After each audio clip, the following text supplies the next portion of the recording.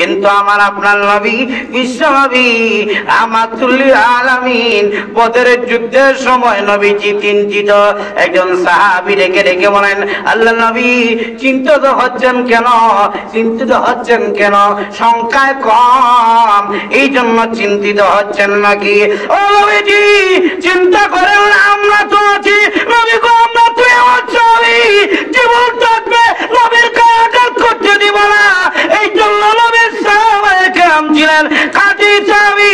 দেখা গেছে নবীজিকে পাহারা দেওয়ার জন্য একজন দুইজন চতুর্দিকে সাহাবী দাঁড়া গেছে, পিছনে একজন দাঁড়াইছেন যার নাম হলো হযরত আবী দুজানা রাদিয়াল্লাহু তাআলা।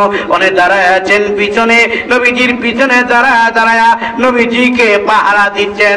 এক পর্যায়ে আবু দুজানার শরীরের মধ্যে হযরত আবু দুজানা হযরত আবী দুজানার শরীরের মধ্যে তৈমুল কাফের তীর মারতে লাগলো। তীরের আঘাতে উনি নারী বুড়ি পিছন দিকে তীর ঢুকেছে, সামনের দিকে বের হয়ে গেছে নারী বুড়ি। এইভাবে হাত দিয়ে রেখেছেন, শরীর থেকে পেট থেকে রক্ত বের হচ্ছে।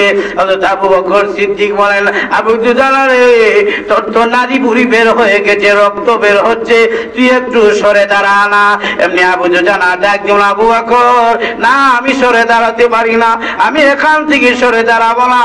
এখানে আমি শহীদ না হওয়া পর্যন্ত এই স্থান আর কাউকে দিব না।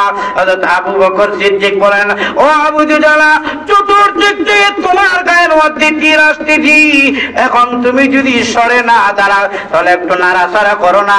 যদি এইভাবে নাড়া দাও তীর তো এইদিকে চলে যাবে, এইভাবে নাড়া দিলে তীর এইদিকে চলে যাবে, একটু নাড়াচাড়া করো না। হযরত আবু বকর সিদ্দিক যেই মাত্র এই কথা বললেন, হযরত আবু দুজানা ডাক দিল, আবু বকর কেন নাড়াচাড়া করি না জানেননি? পিছনে কিন্তু রাহমাতুল লিল আলামিন বসে আছেন। সুবহানাল্লাহ সুবহানাল্লাহ। পিছনে কে আছেন? পিছনে কে আছেন? আপনারা সারা বছর যায় নবীর নাম কম নেন তো এটার লাগে মুখ দিয়ে বাইরে না। সবাই বলেন কে আছেন? আমাদের নবী। সবাই বলেন কে আছেন? বলেন কে আছেন? আবু দুজানা বলেন, না আমি নড়বো না। কারণ জানালে কেন? আমি যদি নাড়াচাড়া করি, পিছনে দাঁড়ায় আছেন মায়ের নবী, পিছনে বসে আছেন, আমি যদি নাড়াচাড়া করি রে আর একটা তীরের আঘাত যদি নবীজির শরীরের মধ্যে পড়ে যায় রে, কিয়ামতের কঠিন ময়দানে নবীর গায়ে আঘাত লাগার কারণে আমি আল্লাহর দরবারে আশিকে রাসূল হইয়া তখন মুখ দেখাতে পারবো না। আল্লাহ যদি বলেন আবু দুজানা আলহামদুলিল্লাহি ওয়া কাফা ওয়া সালামুন আলা ইবাদিহিল্লাযীনা ইসতাফা أما بعد فأعوذ بالله من الشيطان الرجيم بسم الله الرحمن الرحيم رضي الله عنهم ورضوا عنه ذلك لمن خشي ربه صدق الله العظيم সবাই দরুদ শরীফ পড়েন সাল্লাল্লাহু আলা সাইয়্যিদিনা ওয়া মাওলানা মুহাম্মদ ওয়া আলা আলিহি ওয়া আসহাবিহি ওয়া সাল্লাম। কারণ আমরা ডাইরেক্ট ইসলাম পাই নাই, নবীর মাধ্যমে ইসলাম এসেছে সাহাবায়ে কেরামের কাছে। সুতরাং সাহাবী যদি দোষী হয় কোরআন দোষী হয়ে যায়, সাহাবী যদি দোষী হয় হাদিস দোষী হয়ে যায়, সাহাবায়ে কেরাম যদি দোষী হয় ইসলামই ঠিক থাকে না। এজন্য নবীর সাহাবায়ে কেরামের মর্যাদা এত বেশি। আমাদের দেশে অনেক দল আছে, রাসূলও বলছেন আমার উম্মতের মধ্যে অনেক দল হবে। আচ্ছা, কোন দল কি বলে যে আমি ভুল? আমার কথা আপনারা বুঝেননি নাকি? কোন দল কি বলে যে আমি ভুল? সবাই বলে আমি হক, আমি সঠিক।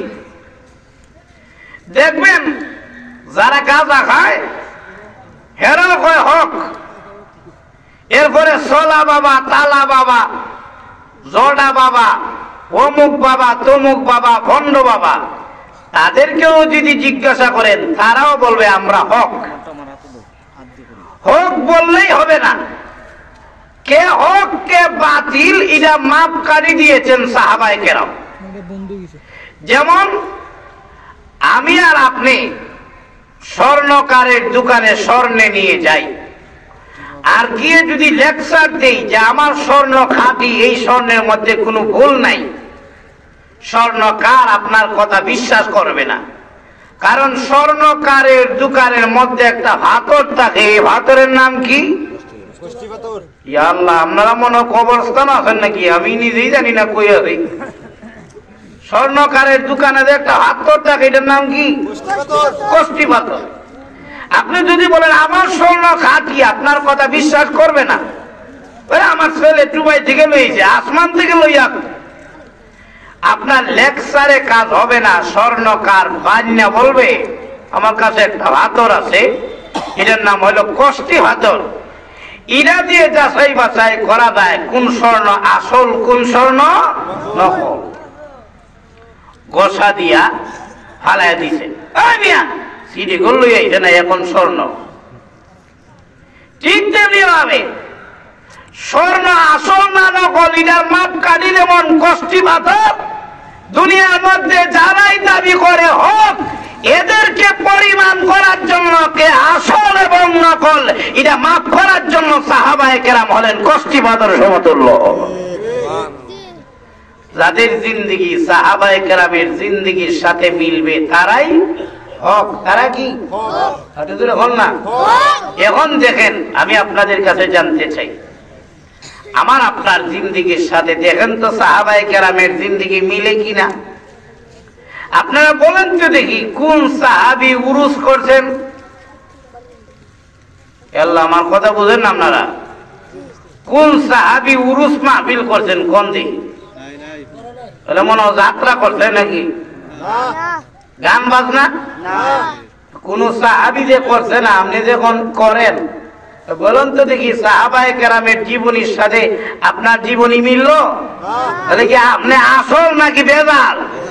আপনিও বন্ধ, হিসাব রাখেন। যেই কাজ সাহাবী করেন নাই, মানে এর অর্থ হলো নবী এই কাজের শিক্ষা দেন নাই। সুতরাং বন্ডামি করে নাচানাচি করে কেউ হক হতে পারে না, সে হলো বন্ধ, কোনো সন্দেহ নাই। সাহাবায়ে কেরাম এমন একটা জাতি, লক্ষ্য করে দেখেন, এদিকে তাকান। সাহাবায়ে কেরাম এমন একটা জাতি যারা হলেন আমাদের সত্যের মাপকাঠি। আমরা কে হক কে বাতিল এটা সাহাবায়ে কেরাম দিয়া মাপ করা যায়। এখন লক্ষ্য করে দেখুন, আমি জানতে চাই, এই যে নবীর সাহাবায়ে কেরাম যাদেরকে আল্লাহ এত স্তর দিলেন, এই সাহাবায়ে কেরামের মর্যাদা আছে কিনা নাই? আর যখন আছে কিনা নাই?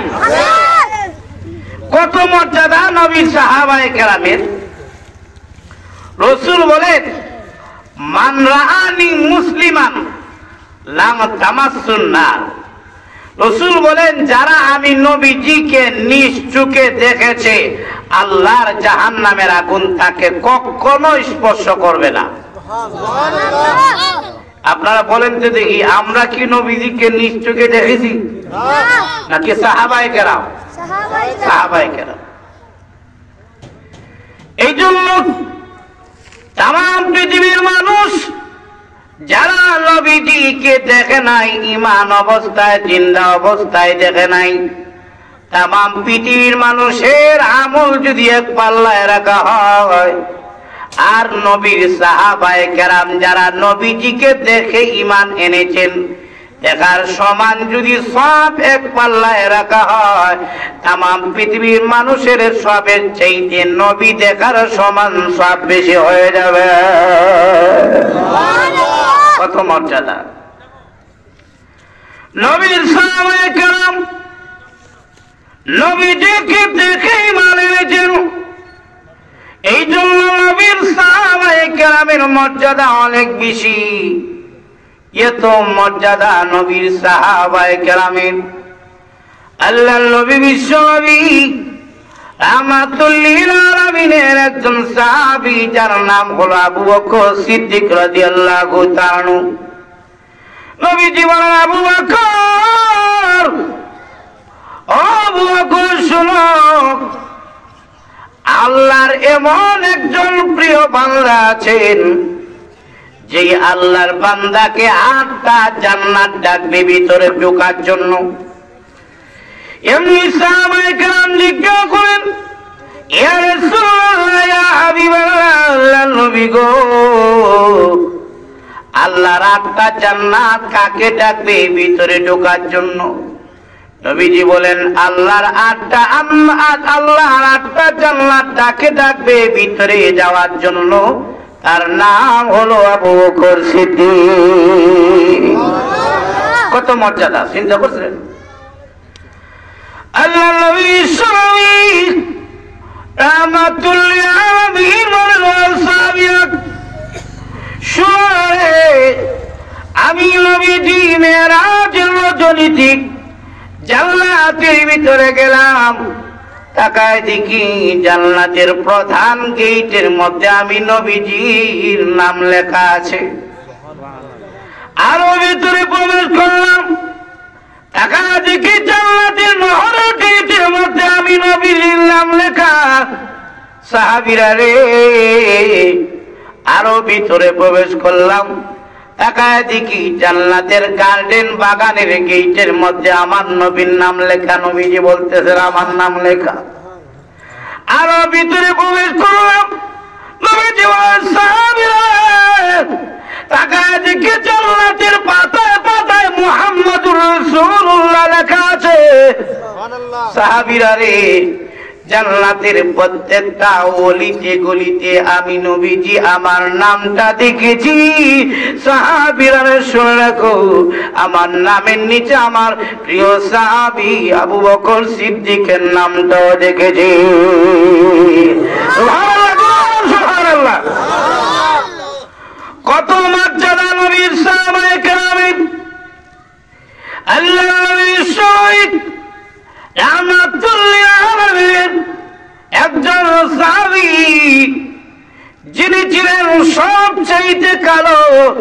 তার চেহারা সুন্দর ছিল না, বাড়িও নাই, গোলামের ঘরে গোলাম। ওনার নাম হলো হযরত বিলাল। ওনাকে নিয়ে বেঈমান কাফেররা ক্রিটিসাইজ করে, হাসাহাসি করে, আর বলে, ওয়ায়াসখারুনা মিনাল্লাযিনা আমানু, ইমানদারদেরকে নিয়ে বেঈমান কাফেররা হাসি ঠাট্টা করে, আর বলে যে, হে বিলাল, তুমি হলে কালো কাউয়া, দেখতে তুমি কালো, তোমার সম্মান নাই, চেহারা ভালো না। নবীজি বলল, ও বিলাল, বেঈমান কাফেররা তোমাকে কালো কাউয়া বলে, কারণ তোমার চেহারা সুন্দর না। ও বিলাল, যদিও তোমার মর্যাদা দুনিয়াতে নাই, কিন্তু আল্লাযীনা তাকাউ ফাওকাহুম ইয়াওমাল কিয়ামা, কিয়ামতের কঠিন ময়দানে তোমার সুউচ্চ মর্যাদা হবে। নবীজি ডাকজন, বিলালে, কিয়ামতের কঠিন ময়দানে আল্লাহ রাব্বুল আলামিন আমার হাতে জান্নাতের চাবি দিবে। সুবহানাল্লাহ। বলেন, কার হাতে জান্নাতের চাবি? কার হাতে? আমাদের নবীর হাতে। সবাই বলেন, কার হাতে? খুশি হইলেন না বেজার হইলেন আপনারা? নবীর হাতে জান্নাতের চাবি যাবে। সকল নবীগণ জান্নাতের গেটের মধ্যে দাঁড়িয়ে যাবেন। জান্নাতের গেটের মধ্যে দাঁড়িয়ে সকল নবীগণ জান্নাতের গেটের মধ্যে নক করবেন। ভিতর থেকে আসবে, আওয়াজ আসবে, আপনি কি? বলে, আমি আদম নবী। কেন এসেছেন বলে ভিতরে দরজা খুলো, জান্নাতে ভিতরে প্রবেশ করব। ভিতরে না খোলা হবে না, জান্নাতের গেট খুলব না, দাঁড়ায় থাকেন। আরেকজন গেট নক করবে, দরজা খুলে ভিতর থেকে আওয়াজ আসবে, আপনি কে? বলে আমি নূহ নবী। কেন এসেছেন? জান্নাতের দরজা খুলেন। ভিতরের পাহারাদার বলবে এখনো সময় হয় নাই। একজন করে আদম আলাইহিস সালাম থেকে একেবারে ঈসা নবী পর্যন্ত লক্ষ লক্ষ পয়গম্বর জান্নাতের গেটের মধ্যে দাঁড়ায় থাকবেন, কিন্তু জান্নাতের গেট খোলা হবে না। নবীগণ ডাক দিয়ে বলবেন, ও জান্নাতের ভিতরে পাহারাদার ফেরেশতা, কেন জান্নাতের দরজা খোলো না? গেটটা তুমি কেন খোলো না? কারণটা কি? ভিতরের পাহারা ডাক দিয়ে বলবে, ও নবীগণ, আদম শুনি, নূহ শুনি, ইব্রাহিম শুনি, মুসা শুনি, ঈসা শুনি, মুহাম্মদ নাম কেন শুনি না? জোরে কন্যা সুবহানাল্লাহ। মুহাম্মদ নাম কেন শুনি না?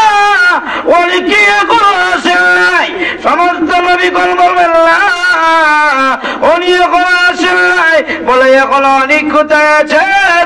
ওনারা সমস্ত নবীগণ বলবেন উনি এখনো গেটে আসেন নাই, কারণ উনি এখনো আসলে কঠিন ময়দানে উম্মতি উম্মতি বলে কান্দে। যতক্ষণ পর্যন্ত তার একটা উম্মত জাহান্নামের ভিতরে থাকবে, ওই নবী ততক্ষণ পর্যন্ত জান্নাতের দিকে একটা পাও বাড়াবেন না। এমনি ভিতরে ফেরেশতা বলবে, চাবি তো ওনার হাতে, এখানে ডাকছে কি নাম? সুবহানাল্লাহ। আল্লাহ নবী বলেন, ও বিলাল, কিয়ামতের কঠিন ময়দানে আল্লাহ রাব্বুল আলামিন আমার হাতে চাবি দিয়ে বলবেন, নবী গো, নেন জান্নাতের চাবি আপনার হাতে দিলাম, আপনি জান্নাতটা উদ্বোধন করেন। নবীজি বলেন, বিলাল রে, আল্লাহ রাব্বুল আলামিন তখন আমাকে জান্নাতের চাবি দিয়া মহান আল্লাহ রাব্বুল আলামিন একটা উটের উপরে উঠাইবেন। এটা দেখতে দেখা যাবে দুনিয়ার উটের মতো, কিন্তু আসলে এটা দুনিয়ার রক্তে মাংস করা কোন উট হবে না, জান্নাতি উট। এটার মধ্যে আমি নবীজি উঠব। আমি নবীজি জান্নাতটা উদ্বোধন করার জন্য এই উটের উপরে যখন উঠবো, আল্লাহ তখন ডাক দিয়ে বলবেন, নবী গো, আপনার কালো বিলাল কোথায়? সুবহানাল্লাহ। আপনারা কি আধা ঘুমাই গেছেন নাকি? আল্লাহ, ঘুমাই গেছেন নাকি? বাপ সাহেব বেশি হাত পা পালা না দেখা যায়।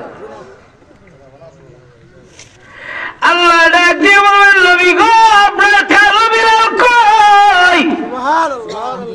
এমনি নবীজি ডাক দিয়ে বলবেন, প্রভু, কালো বিলালের কি প্রয়োজন আছে? এমনি আল্লাহ ডাক দিয়ে বলবেন, নবী গো,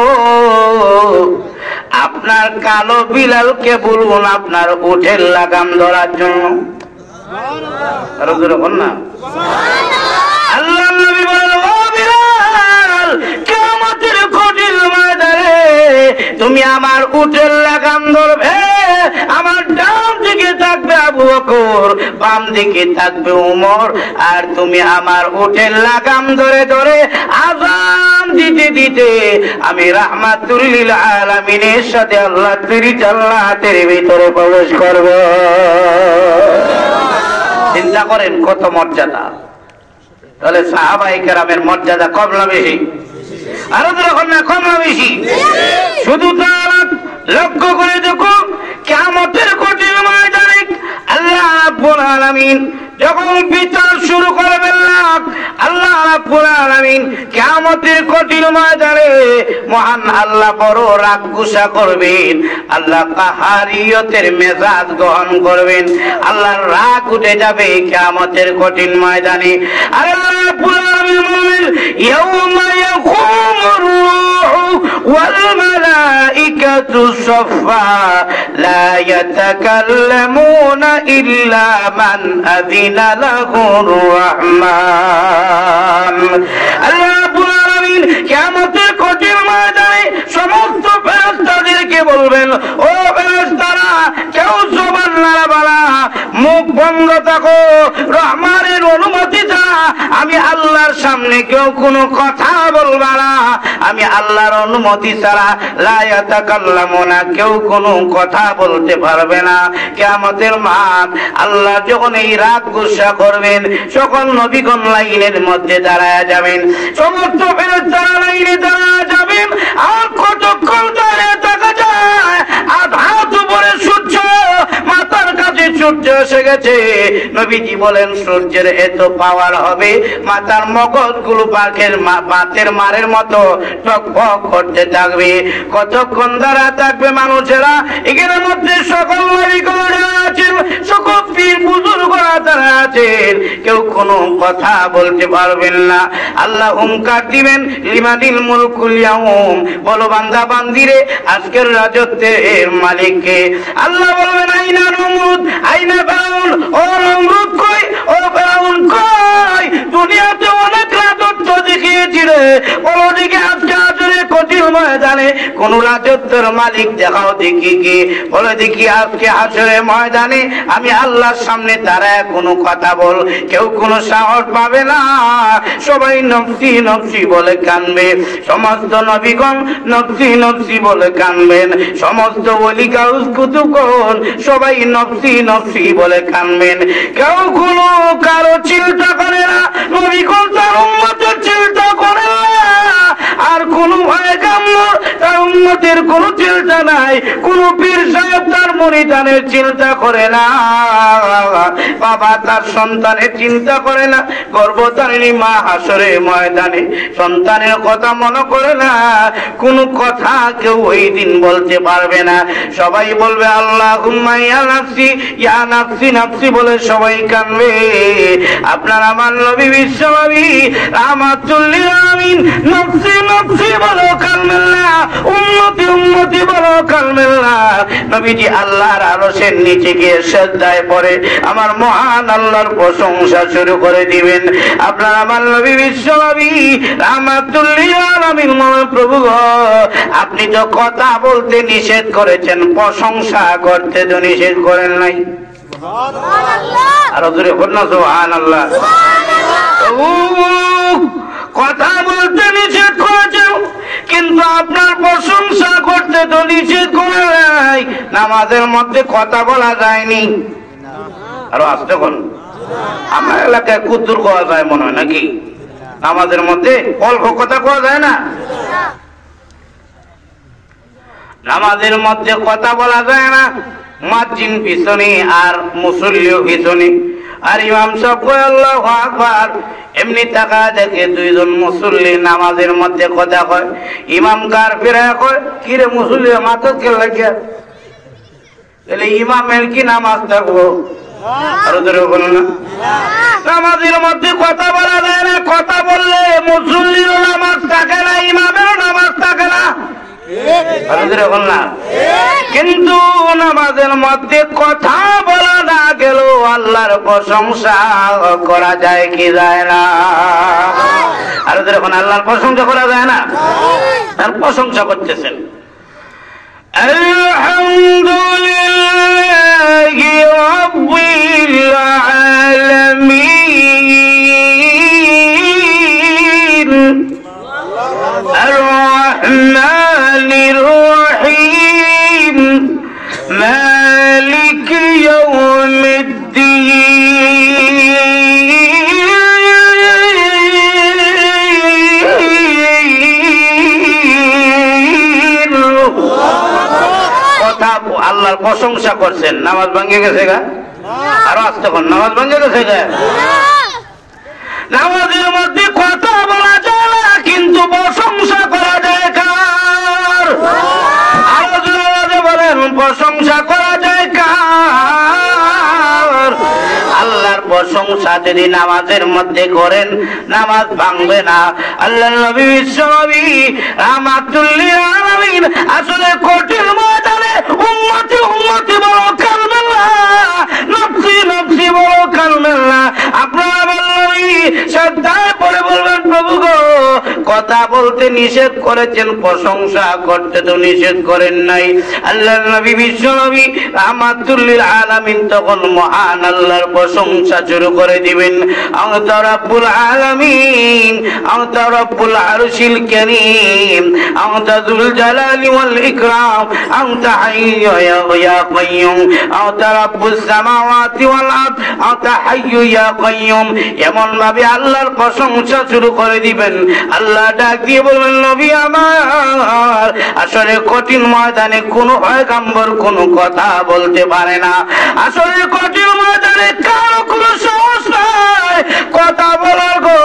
কিন্তু নবী গো, আপনার প্রশংসা শুনলাম, আপনি যে এমন প্রশংসা করলেন নবী গো, আপনি এমন প্রশংসা করলেন, দুনিয়াতে এত প্রশংসা কেউ কোনোদিন করে নাই, আপনিও করেন নাই। আজকের আসলে কঠিন ময়দানে কোনো নবী কোনো কথা বলতে পারবে না, কিন্তু আপনার প্রশংসা শুনে আমি আল্লাহর কুদরতি অন্তর ঠান্ডা হয়ে গেছে। নবী গো, হাসরের ময়দানে আপনাকে সর্বপ্রথম কথা বলার অনুমতি আমি আল্লাহ দিলাম। আমি হাসরের ময়দানে আপনার কথা বলেন, আর কাউকে আমি আল্লাহ কথা বলার অনুমতি দিব না। সুবহানাল্লাহ জোরে বলেন, সুবহানাল্লাহ।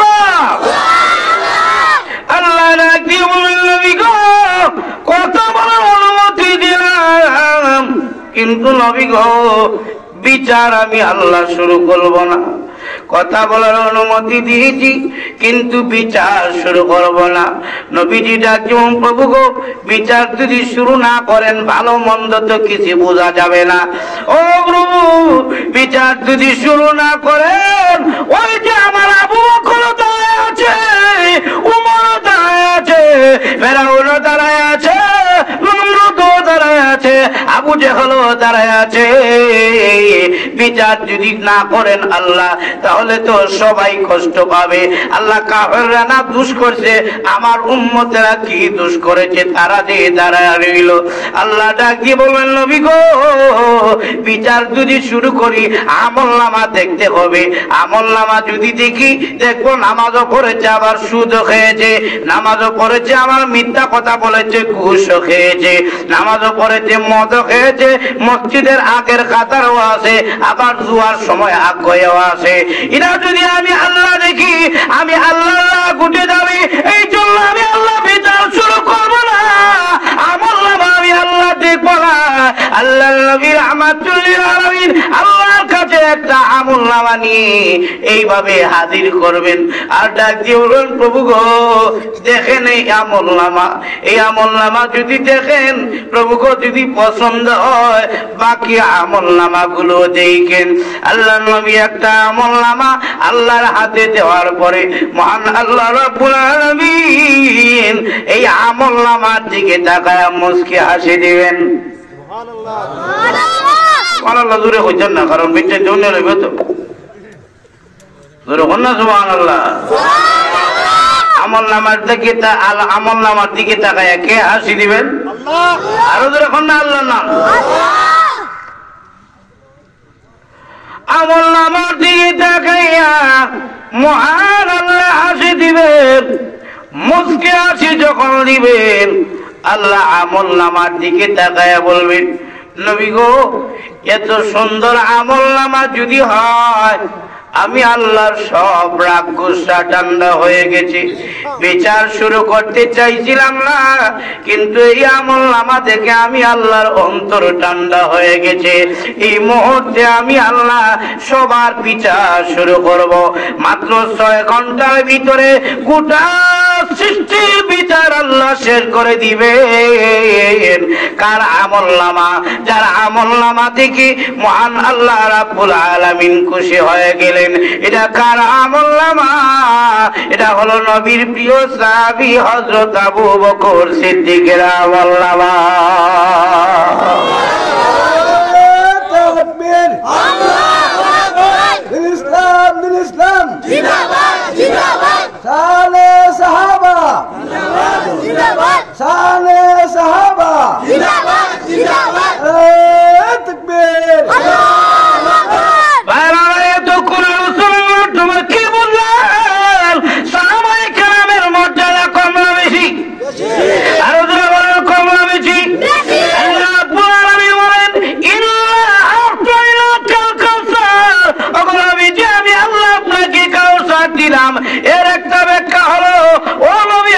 আল্লাহ আপনাকে সাহাবী দিলাম, এমন সাহাবী আমি আল্লাহ দিলাম। এই সাহাবী আমি আল্লাহ, আর কোন নবী পয়গম্বরকে আমি আল্লাহ এই সাহাবী দেই নাই। নবীকে এমন সাহাবী আমি আল্লাহ দিলাম। অনেক নবীকে আল্লাহ সাহাবী দিয়েছিলেন, কিন্তু আমাদের নবীর মতো সাহাবী আল্লাহ দুনিয়ার আর কোন নবীকে দেন নাই। মুসা নবীকে আল্লাহ সাহাবী দিয়েছিলেন। এগুলো এমন সাহাবী, সবগুলো হলো সুবিধাবাদী। আল্লাহ রাব্বুল আলামিন মুসা নবীকে দিয়েছিলেন একজন দুইজন নয়, প্রায় 6 লক্ষ সাহাবী আল্লাহ দিয়েছিলেন। কয় লক্ষ সাহাবী? কিন্তু কাজের যদি না হয় 6 লক্ষ কোন কাজের না। আল্লাহ রাব্বুল আলামিন বললেন, ও মুসা নবী আপনি হিজরত করেন। ফেরাউনের অত্যাচারে অতিষ্ঠ হয়ে মুসা নবী হিজরত করলেন। 1 লক্ষ আর 2 লক্ষ নয়, 6 লক্ষ সাহাবী নিয়ে হিজরত করলেন। আল্লাহ জানায় দিলেন মুসা নবী হিজরত করবেন, যখন লাকি মুরগে ডাক দিবে ওই সময় হিজরত করেন। মুরগে বাং দিলে, মুরগে কোন সময় ডাক দেয়? কোন সময়? ফজরের আযানের আগে তাহাজ্জুদের সময় মুরগে ডাক মারে। ইয়া আল্লাহ, আপনারা কি আমার কথা বুঝেন নাকি? ওয়াজ কি চলতো না দোয়া করে দিতাম?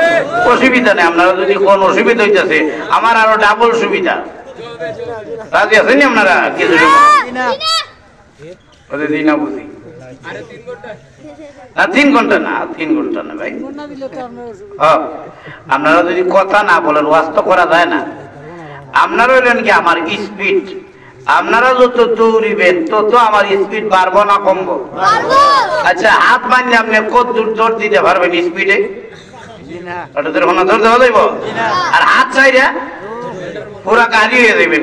আপনারা হইলেন কি আমার হাত। আপনারা যদি মুখ খুলেন তাহলে আমি দৌড় দিতে সহজ হইব। আপনারা কথা বলবেন তো ইনশাআল্লাহ? আজকে একটা রাত কি কোরআনের জন্য দেওয়া যায় না? কারা কারা দিতে রাজি আছেন? নারে তাকবীর, নারে তাকবীর, দিন ইসলাম, দিন ইসলাম, নারে তাকবীর। কয় লক্ষ সাহাবী দিলেন? আল্লাহ বললেন হিজরত করবেন, এখান থেকে যাইবেন গা। কখন? যখন মুরগে ডাক দিবে। শয়তান গিয়ে এই খবর কইয়া দিছে ফেরাউনের কাছে যে মুসা নবী তো তার দল বলল ইয়া মুরগে যখন ডাক দিবে যাইবে গা। এই খবর যখন আউট হয়ে গেছে, আল্লাহ ডাক যেমন মুসা নবী মুরগের ডাকের অপেক্ষা করেন না, কারণ ফেরাউনের কাছে খবর গেছে গা। এখন যদি মুরগের ডাকের অপেক্ষা করেন বিপদ আইব। আজকে রাতে আর মুরগে ডাক দিবে না, কারণ আমি আল্লাহ সমস্ত মুরগাদের উপরে 144 জারি করে দিছি। মুখ বন্ধ, কোনো কথা কইত না। আপনি যাইন গা, আর আজকে আর ডাক দিত না। আর এরা তো হইতে বইয়া রয়েছে কোন সময় ডাক দিব আর গিয়া খেলাও করবো। এমনি গেছেন গা মুসা নবী 6 লক্ষ সাহাবী নিয়ে গেছেন। সামনে গিয়া যাইতে যাইতে গিয়া ভাইলেন নীল নদী, যেটাকে বলা হয় বাহরে কুলজুম। এখানে এখন সামনে সাগর, পিছনে লেগে আবার ফেরাউন বাহিনী। এরাও খবর হয়ে রয়েছে, কারণ শয়তান তো সাথে আছে। এ খবর দিয়ে দিছে এখন সামনে যাওয়ার রাস্তা নাই, পিছনে যাওয়ারও রাস্তা নাই। এখন যাইবেন কই? এখন লক্ষ্য করে দেখেন মুসা নবীর সাহাবীরা নবীরে কি কয়। আমরা যদি নবী হইতাম কতদূর মায়া করতাম। রসুলের কন্যা সুবহানাল্লাহ। এটা বুঝান যাইতো মন দিয়া, ওয়াজ করে বুঝানো যাইব। হুজুর ভাই এই তো আপনারা হুজুরের লাগে কি মায়া, পকেট গরম, হুজুর রাত, পেটও গরম, কাপড়ও বালা, সবই ঠিক আছে, কিন্তু সম্মান দেওয়ার বেলায় নাই আর কি। তো নবী ভাইলে তো আমরা তো জান দিয়ে দিতাম নবীর জন্য। আর মুসা নবীর সাহাবীরা, ও মুসা নবী আপনারা এখান থেকে আনলেন না, বিহত বলাইলেন। সামনে নদী, পিছনে হলো ফেরাউন বাহিনী, যাওয়ার তো কোনো রাস্তা নেই।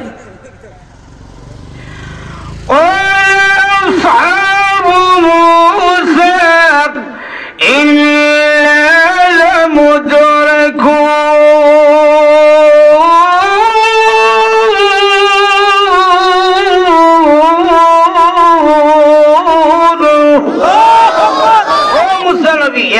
ফেরাউন বাহিনী ধরে ফেলবে। এখন বাঁচার তো কোনো রাস্তা নাই, রাস্তা তো সামনে দেখতেছি না, কারণ নদী। মুসা নবী তখন জবাব দেন, শোনো। মুসা নবী মনে মনে বলেন, এগুলো তো সুবিধা হয়নি। আমারে বলতেছে মুসা নবী আপনি বিহত ফেলাইলেন, এতে বোঝা যায় আল্লাহর উপরে এদের কোনো আস্থা নাই। আমি যে আছি মাঝখানে, এটা লইও কোনো চিন্তা নাই। তখন মুসা নবী বলেন,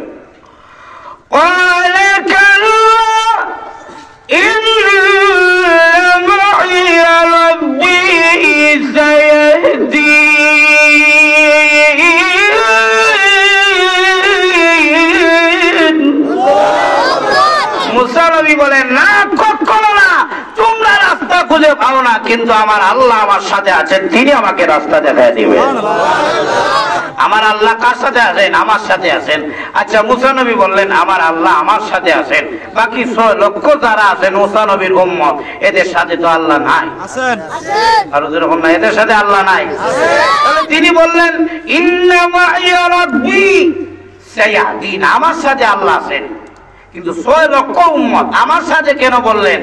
বুঝা গেল মুসা নবী তার উম্মতদেরকে আল্লাহর সাথে মিলান নাই, কারণ তারা জানে, কারণ মুসা নবীর জানা আছে এগুলো হলো আমার সুবিধা উম্মত, এরা বিপদে পড়লে আমারে ভালাইয়া ফেরাউনের চলে যাইব গা। এরার সাথে আল্লাহরে মিলাই কি লাভ? 6 লক্ষ, কিন্তু বলতেছে আমার সাথে কি আছে? আল্লাহ। না কে আছে? অথচ 6 লক্ষ করে মিলায় না। এর অর্থই হইল গিয়া মুসা নবী তার উম্মতের প্রতি কোন আস্থা নাই, আস্থা। কিন্তু বিশ্বনবী রাহমাতুল আলামিন এরা নবীজি গুহার মধ্যে লুকায় আছেন। নবীজি এবং সাহাবী হযরত আবু বকর সিদ্দিক নবীজির সাথে আছেন। কাফেরদের পায়ের আওয়াজ শোনা যায় গুহার ভিতর থেকে। এমনি আবু বকর সিদ্দিক বলেন, ইয়া রাসূলুল্লাহ, ইয়া হাবিবাল্লাহ, আল্লাহর নবী, কাফেররা চতুর্দিকে ঘুরতেছে।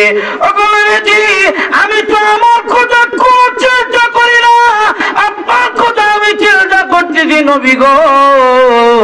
এই কাফেররা যদি আপনাকে ধরে নিয়ে যায়, এটা তো আমি আবু বকর সিদ্দিক সহ্য করতে পারবো না নবী গো। আমরা তো মাত্র 2 জন, ও নবী এরা তো সংখ্যায় বেশি। এখন আবু বকর সিদ্দিক ভয় পাচ্ছেন। এমনি রাসূল ডাক দিয়ে বলেন, আবু বকর ভয় করো না, নিশ্চয় আল্লাহ আমাদের সাথে আছেন। সুবহানাল্লাহ।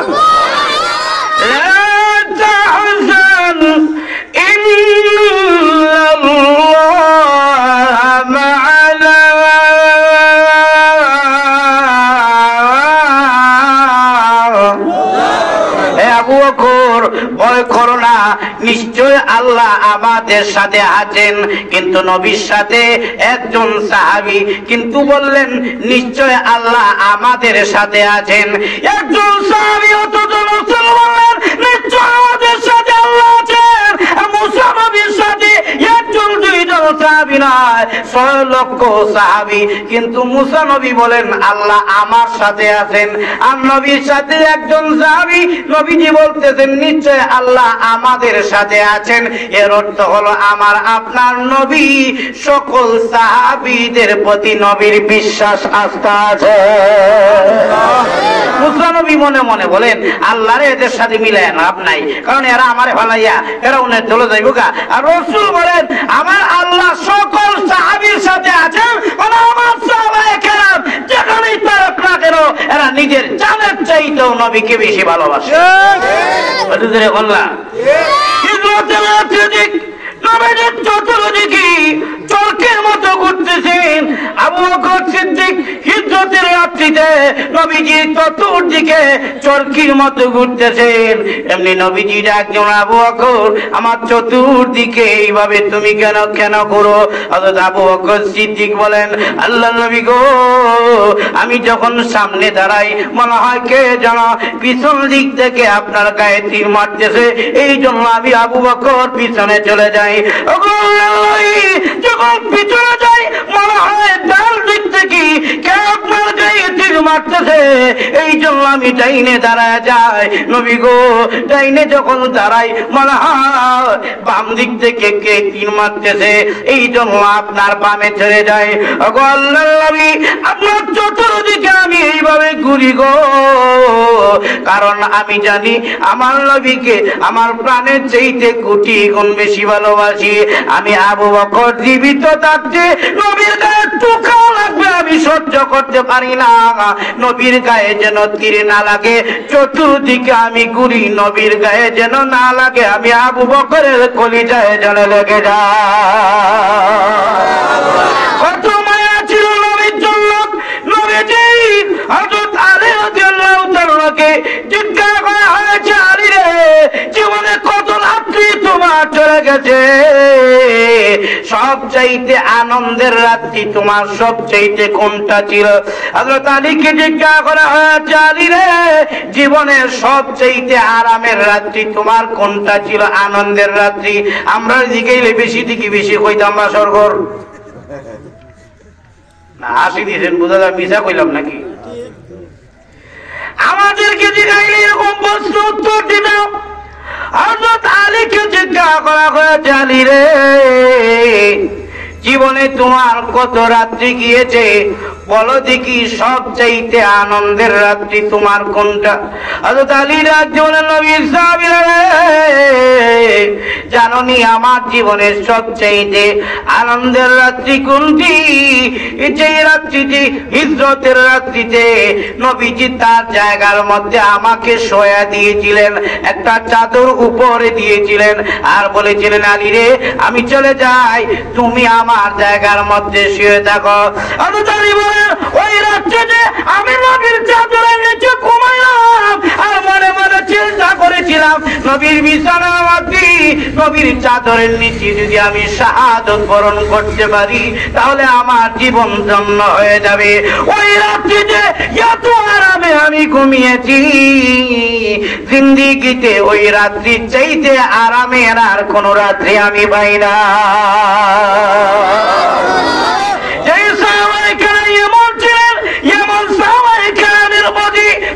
বিশ্বাস রেখেছেন, এই জন্য রাসূল বলেন, লা তাজালু ইন্নাল্লাহা মা'ানা, নিশ্চয় আল্লাহ আমাদের সাথে আছেন। মানে নবীজি বলেন আমার সাহাবায়ে কেরাম যেখানেই থাকুক না কেন তাদের সাথে আল্লাহ আছেন, কারণ তারা মুসা নবীর উম্মত নয়, তারা হলো আমার উম্মত।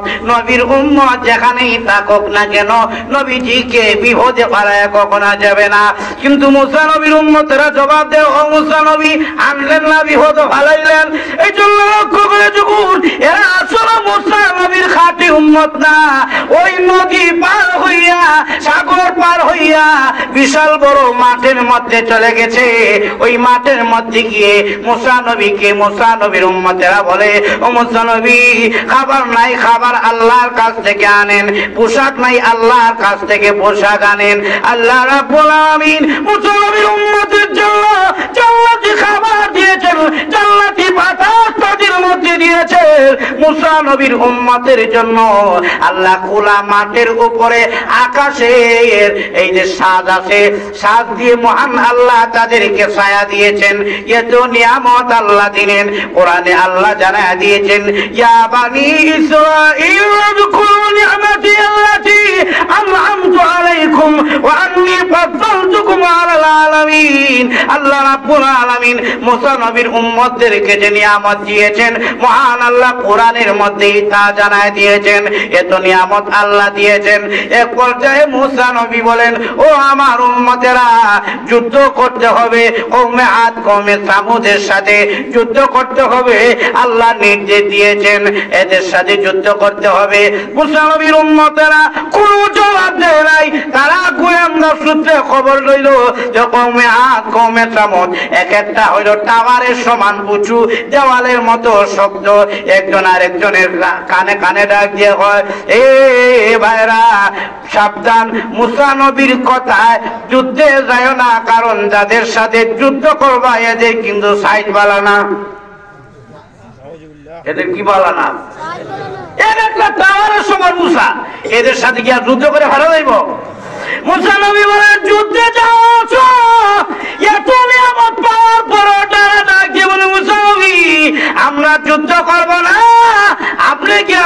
করেন আর আপনার আল্লাহরে কোন লজ্জা করার লাগিয়া?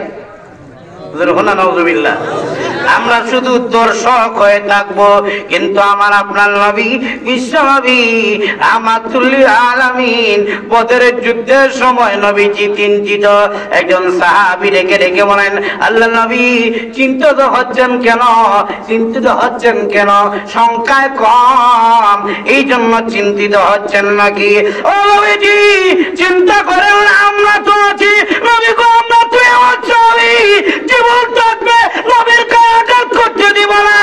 এই জন্য নবীর সাহাবায়ে কেরাম ছিলেন খাঁটি সাহাবী।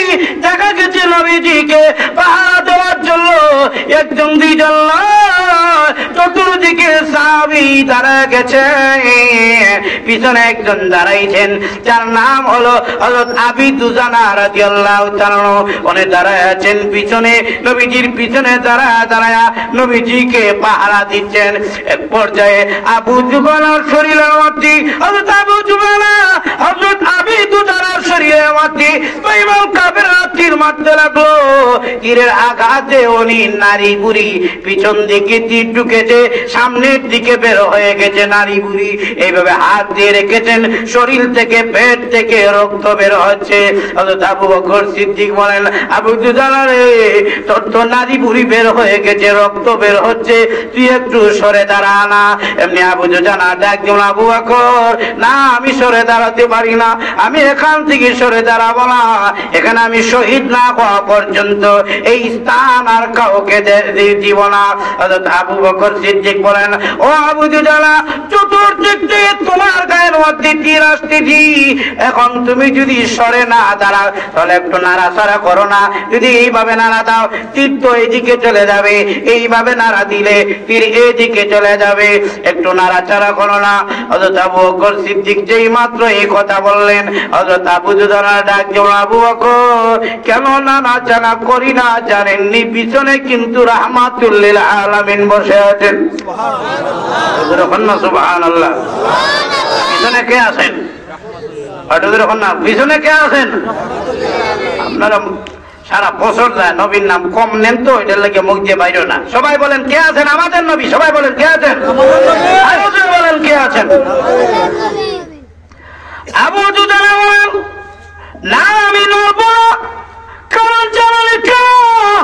আমি যদি নাড়াচাড়া করি, পিছনে দাঁড়ায় আছেন মায়ের নবী, পিছনে বসে আছেন, আমি যদি নাড়াচাড়া করি রে, আর একটা তীরের আঘাত যদি নবীজির শরীরের মধ্যে পড়ে যায় রে, কিয়ামতের কঠিন ময়দানে নবীর গায়ে আঘাত লাগার কারণে আমি আল্লাহর দরবারে আশিকে রাসূল হইয়া তখন মুখ দেখাতে পারবো না। আল্লাহ যদি বলেন, আবু দুজানা তুমি জিন্দা থাকতে আমার নবীর গায়ের মধ্যে আঘাত লাগে কিভাবে, তখন আমি কিভাবে জবাব দিব? এই জন্য আমি নড়ি না। এই জায়গার মধ্যেই তিনি শাহাদত বরণ করলেন, কিন্তু নবীর গায়ে আঘাত হতে দেন নাই। তাহলে মুসা নবীর সাহাবী আর আমার নবীর সাহাবী কি এক সমান? আর ওদের এক সমান নাকি? আর ঈসা নবীর সাহাবী রইল, এরা হইল কি খাওয়ান না ভাটি? এরকম কিছু মানুষ আসেনি, আসেনি খাওয়ান না ভাটি, আসেনি? খাইব ঠিকই, কিন্তু আবার আপনার বিরুদ্ধে হাত তুলব। খায়ও খায়, যার খায় তার বদনাম করে। মুসা ঈসা নবীর সাহাবীরা কয়, ও ঈসা নবী জান্নাতি খাবার আইনা দেন না আল্লাহর কাছ থেকে। আল্লাহ বলে, ঠিক আছে ঈসা নবী, আপনার উম্মতেরা যখন এত আশা করছে, ঠিক আছে জান্নাতি খাবার দিলাম। বড় বড় দেখা গেছে রুটি, এরপরে মাখন, মাশাআল্লাহ কত মজা, এগুলো দিয়েছেন। আর আল্লাহ জানায় দিলেন জান্নাতি খাবার দিলাম, ঠিক আছে, চুরি যেন করে না। খায়ও খায়ও, চুরির অভ্যাস আছে। কারণ আমাদের দেশের মানুষ তো কিছু খায় কিছু লয়। ইয়া আল্লাহ, আপনারা কি ঘুমাইছেন নাকি? চুরি যেন করে না, ইসলামে জানা দিবা, যদি চুরি করে তোমার উম্মতেরা গজব দিয়ে দিব। আল্লাহ জান্নাতি খাবার দিয়েছেন, বড় বড় রুটি, এগুলো ভাইয়া মাশাআল্লাহ অনেক খুশি, খায় পকেটে ঢুকায়। ভাই মুখী ভাই মোনা খায় আর পকেটে ঢুকায়। এমনি একজন আরেকজনের ডাক দিয়ে হয়, ঈসা নবীর সাথে না ওয়াদা করলি, আল্লাহর সাথে না ওয়াদা করলি যে চুরি করবে না? এমনি একজন আরেকজনের ডাক দিয়া হয়, বন্দা আল্লাহর সাথে কত ওয়াদাই করবো, সব কি আর রাখা যায়? এটা লেগে খাই। যখন রুটি চুরি করছে আল্লাহ সবগুলো বান্দর বানায় দিছে। নাউযুবিল্লাহ জোরে হল না। ঈসা নবী আইয়া ডাক দে, হয় আব্দুল সাত্তার আব্দুল শুকুর কই রে? সবাই তাকায় দেখে বান্দর, জবাব দিব কিভাবে? যখন ডাক দে আব্দুল সাত্তার আব্দুল শুকুর, এমনি জবাব দে এটা কি মানুষ না বান্দর? এখন না মানুষ আর কি? ও এইভাবে জবাব দাও, রুটি চুরি করছো, গজব দিয়ে দিছেন আল্লাহ। কিন্তু আমার আপনার নবীর সাহাবী আল্লাহর সাথে যে ওয়াদা করেছিলেন, নবীর সাথে যে ওয়াদা করেছিলেন, মুসলমান হওয়ার সময় জীবন দিয়ে ফাঁসির মঞ্চে দাঁড়ায়ও এই ওয়াদা ঠিক রেখেছেন। আজও মুসলমান নবীর এমন উম্মত আছে, যদি নবীর ইজ্জতের উপরে আঘাত আছে, যদি ইসলামের উপরে আঘাত আছে, নবীর চরিত্র নিয়ে যদি কেউ কমকে দেখাতে চায়, মাঠে ময়দানে মুসলমান বের হয়ে যাবে, যারা নবীর বিরুদ্ধে কথা বলবে এটা জিব্বা ছেড়ে দেওয়ার জন্য হাজার হাজার যুবক মুসলমান তৈরি আছে। ইসলাম ইসলাম ইসলামের শত্রুরা, গোলামাদের শত্রুরা, কুরআনের শত্রুরা,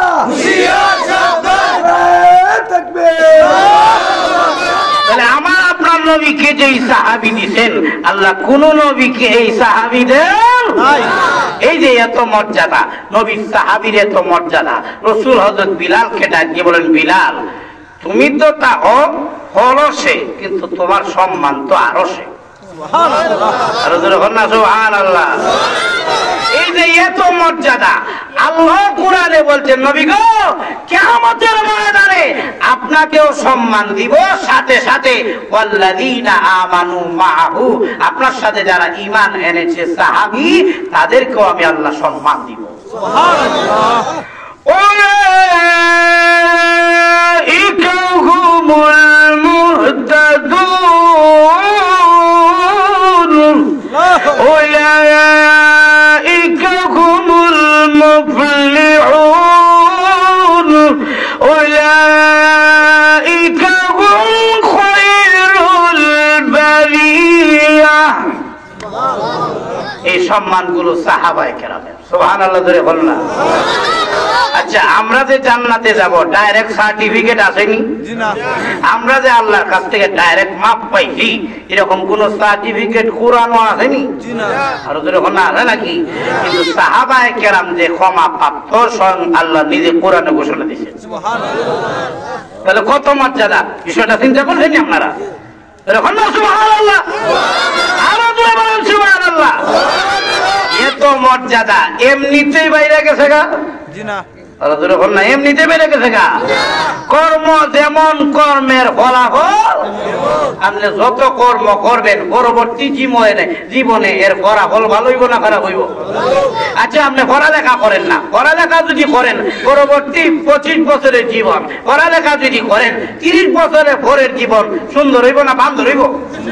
আপনাদের এখন না ভালো হইব। মানে কর্ম যেমন ফলাফল পাবেন তেমন পরবর্তীতে ভালো। পড়ালেখা যারা করে না, এখন যদি লাগে জায়গা মাটি কাজে, তাহলে সারা জীবন মাটি কাজ করবো, বেশি থেকে বেশি গাড়ি চালাইবো, এটা কোনো সফলতা না। কিন্তু পড়ালেখা যারা করে না, পড়ালেখা করলে পরবর্তী সময় এটা কাজে লাগে। পড়ালেখা না করলে ডাইরেক্ট মাটি কাজ না কইরা যে কোনো একটা কাজ শিখো, কর্ম শিখলে পরবর্তীতে ফলাফল, পরবর্তীতে ফলাফল। কর্ম ছাড়া কারো সম্মান বাড়ে না। সাহাবায়ে কেরামের মর্যাদা এমনিতেই বাড়ে নাই, বাড়ছে কেন লাগিয়া? সাহাবায়ে কেরাম ছিলেন গুণে গুণান্বিত মানুষ। যুব সমাজ শোনো, আর যদি আমরা গুণে গুণান্বিত মানুষ হতে পারি, আল্লাহর কসম আল্লাহ আমাদের মর্যাদাও বাড়ায় দিবে। বলবো নি কিছু নাকি শেষ করে দিয়ে? মাত্র তো 11টা বাজে, ছেড়ে দিব নাকি? যে এরপরও বেশিক্ষণ দেরি করবো না, কয়েক মিনিট। সাহাবায়ে কেরাম এমনিতেই দামি হয়েছেন নাকি গুণে? হল না? মানুষ এমনিতেই দামি হয় নাকি গুণে দামি হয়? যেমন নবীর একজন সাহাবী, ওনাকে রাসূল বলেন, হে উবাই ইবনে কাব, তুমি একটু কোরআন তেলাওয়াত করে শোনাও। হযরত উবাই ইবনে কাব বলেন, হুজুর আপনার সামনে তেলাওয়াত কিভাবে করব? আপনার শিক্ষক হলেন আল্লাহ, আপনার উপরে আল্লাহ কোরআন নাযিল করেছেন। নবীজির শিক্ষক স্বয়ং কে? আল্লাহ। আরো জোরে কোন না কে? আল্লাহ। লা তুহারিকু বিহি লিসানাকা লিতা'জাল বিহি ইন্না আলাইনা জামআহু ওয়া কুরআনাহু।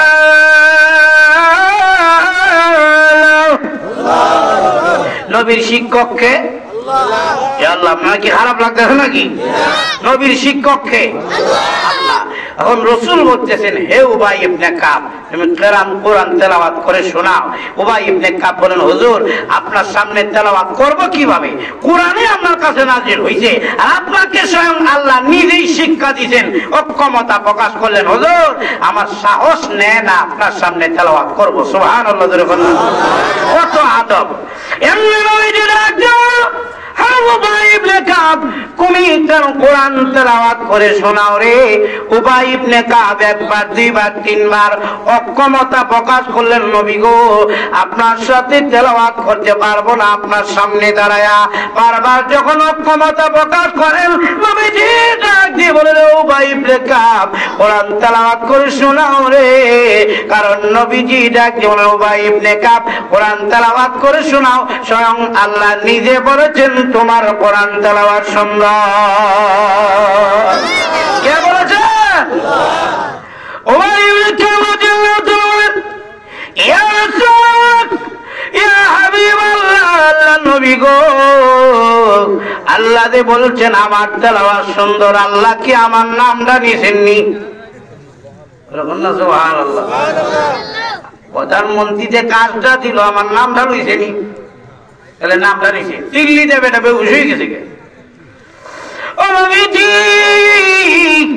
আল্লাহ যে বলেছেন আমার কোরআন তেলাওয়াত সুন্দর, নবী গো আল্লাহ কি আমার নাম নিয়েছেন? এমনি নবীজি ডাক দিয়ে বলেন, উবাই ইবনে কাব স্বয়ং আল্লাহ নিজ জবানে তোমার নাম নিয়েছেন। হযরত উবাই ইবনে কাব আনন্দে আত্মহারা হয়ে গেছেন, আল্লাহর নবী আমার মতো গুনাহগারের, আমার মতো গোলামের নাম যে আল্লাহ নিয়েছেন, আমার জীবন ধন্য হয়ে গেছে।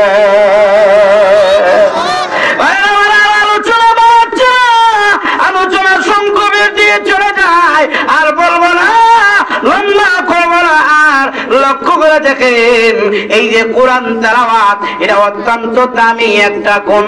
কোরআন তেলাওয়াত সুন্দর করে পড়া, বান্দা যখন সুন্দর করে কোরআন তেলাওয়াত করে, সুন্দর কোরআন তেলাওয়াত এত ভালো হয়, এত মজা হয়। কোরআন তেলাওয়াত সুন্দর কইরা, শুদ্ধ কইরা যদি আপনি পড়েন, ঈমান বেড়ে যায়। সুবহানাল্লাহ। وإذا تليت عليهم آياته زادتهم إيمانا। কোরআন তেলাওয়াত করলে ঈমান বাড়ে না কমে? শুদ্ধই তুইব। নামাজের মধ্যে আপনি যখন কোরআন তেলাওয়াত করেন, হাদিসের মধ্যে যদি কোন ব্যক্তি যদি সুন্দর করে সহি শুদ্ধভাবে আল্লাহর কোরআন তেলাওয়াত, নামাজের মধ্যে যদি শুদ্ধ করে তেলাওয়াত সুন্দর করে করে, ফেরেশতারা তার টুটের কাছে এসে এসে কোরআন তেলাওয়াত শুনে। শুধু তা না, এক পর্যায়ে বাংলা যখন নামাজের মধ্যে কোরআন তেলাওয়াত লম্বা করে যায়, ফেরেশতারা তার মুখের মধ্যে চুমো দিতে থাকে। কোরআন তেলাওয়াত যখন আপনি শুদ্ধভাবে তেলাওয়াত করেন, আত্মার ফায়দা হয়, শান্তি লাগে। আমরা যখন ভালোভাবে সহি শুদ্ধভাবে কোরআন তেলাওয়াত করি, তখন দেখবেন আমরা যারাই কোরআন তেলাওয়াত করে, পড়তে পড়তে এক পর্যায়ে চোখ দিয়ে পানি বের হয়ে যায়। কারণ শুদ্ধ করে কোরআন তেলাওয়াত করলে এটা অনেক মায়া লাগে। কোরআন তেলাওয়াত শুদ্ধ করে পড়তে হবে।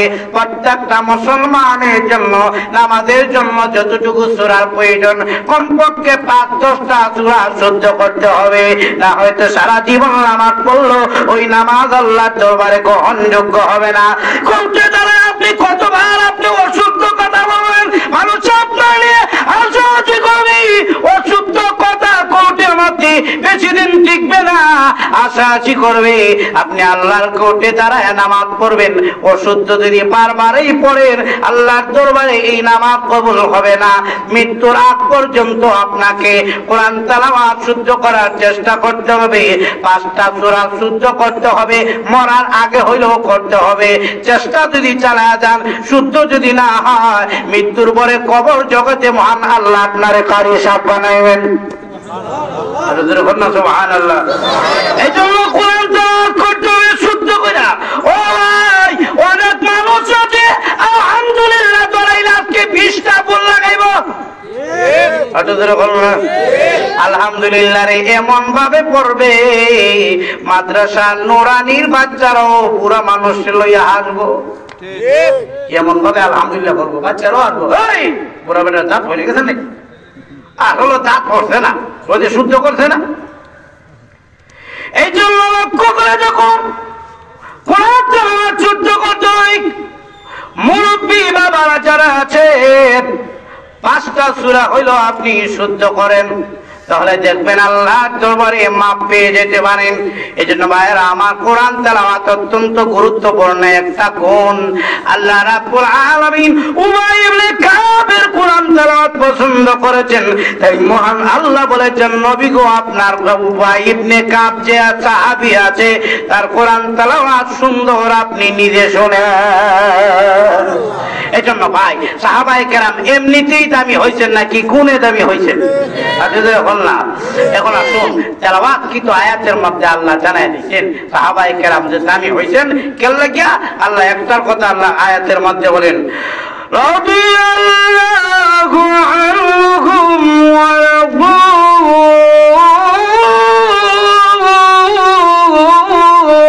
আনহু যালিকা লিমান খাশিয়া রাব্বাহ। সুবহানাল্লাহ। আল্লাহ সাহাবায়ে কেরামের একটা গুণের কথা আল্লাহ তুলে ধরছেন। গুণটা কি? আল্লাহ বলেন আমি আল্লাহ সাহাবায়ে কেরামের প্রতি খুশি, সাহাবায়ে কেরামও আমি আল্লাহর প্রতি খুশি। কেন? যালিকা লিমান খাশিয়া রাব্বাহ। আল্লাহ বলেন সাহাবায়ে কেরামের ভিতরে ছিল কার ভয়? আরো জোরে বল না, আরো আস্তে বল, আরো জোরে বলেন কার ভয়? আল্লাহ বলেন আমি আল্লাহ সাহাবায়ে কেরামের ভিতরটাকে পরীক্ষা করছি। এসর কাপড়ের মধ্যে সব উচ্চা করে, ভিতরে কি আছে সব উচ্চা জায়গা। আল্লাহ বলেন সাহাবায়ে কেরামের ভিতরটাকে আমি আল্লাহ পরীক্ষা করে দেখেছি, আমি আল্লাহর ভয় ছাড়া কোনো কিছু তাদের ভিতরে নাই। সুবহানাল্লাহ। আল্লাহর ভয় যদি কারো ভিতরে থাকে গুনাহ করা সম্ভব? আরো দূরে হন না, গুনাহ করা সম্ভব? আল্লাহর ভয় যদি কারো ভিতরে থাকে যতই গোপনে যাক না কেন আল্লাহর ভয় ভিতরে থাকলে গুনাহ করা সম্ভব। এজন্য যুবক ভাই আল্লাহর ভয় ভিতরে ঢুকাইতে হবে।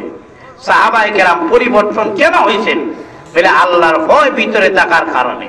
তারা গুনাহকে গ্রহণ করেন নাই, আমরা গুনাহকে গ্রহণ করি এবং ভিতরে জায়গা দেই।